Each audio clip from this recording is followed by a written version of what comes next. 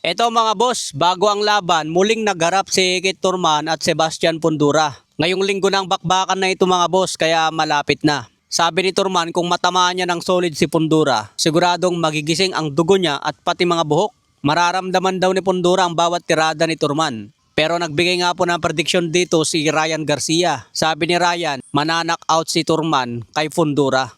Mas tiwala si Ryan Garcia kay Sebastian Fundura dahil sa kanyang tangkad at sipag bumato ng jab. Kung hindi maklose ni Turman ang distansya, siguradong mahirapan siya kay Fundura dahil napakalaki. Kaya kailangan ni Turman dito mabilis ang footwork. Huwag siyang gagaya kay Tim Tszyu mga boss na steady lang. Kaya ginawang sausawan yung mukha ni Tim Tszyu ng jab.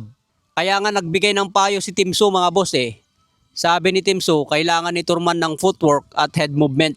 Yun ang nakikitang paraan ni Tim Tszyu kung paano talunin si Fundura. Hindi raw niya nagawa yun dati dahil bumagal ang katawan niya. Kaya naniniwala rin si Tim Tszyu na mananalo si Kit Turman. Pero si Ryan Garcia, tatalpak daw siya kay Fundura by knockout.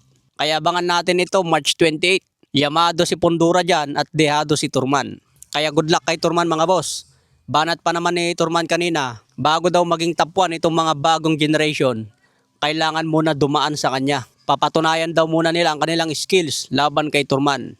Kung matalo daw nila si Turman, ito na ang senyales na sila na ang maghahari ngayong era.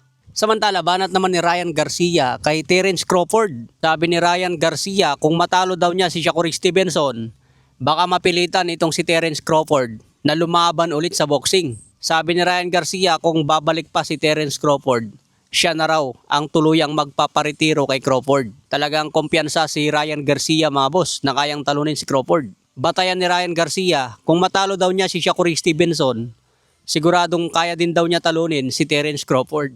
Kasi halos parehas lang ng estilo si Stevenson at Crawford eh. Mas malaki lang si Terence Crawford at kayang umakyat sa mataas na division.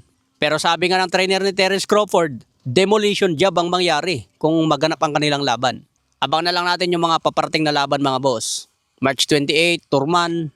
April 5, Mark Magsayo. April 3, Marlon Tapales. April 18, laban ni Cuadro Alas Casimero. Sa mga magaling tumaya, siguradong magkakapera.